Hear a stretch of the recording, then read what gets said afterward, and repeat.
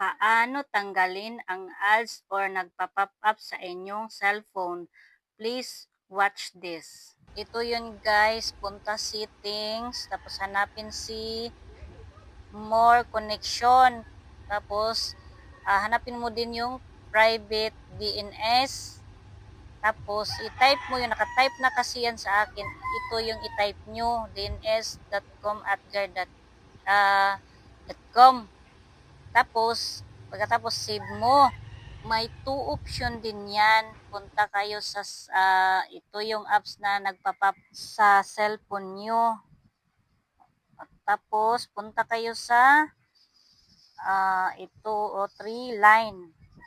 Tapos, kung walang 3 line, i-exit nyo din yan.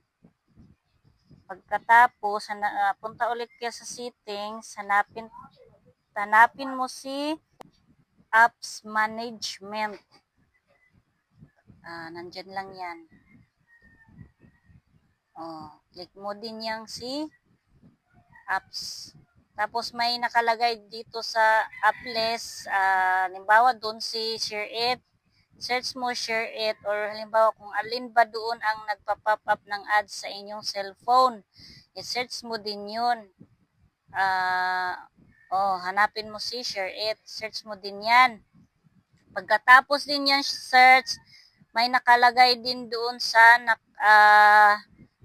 force stop, clear cache muna. Clear cache at saka clear storage para mawala din yan lahat ng ads na nagpa-pop up sa inyong cellphone. Pagkatapos din yan, tsaka nyo din yun ng uninstall.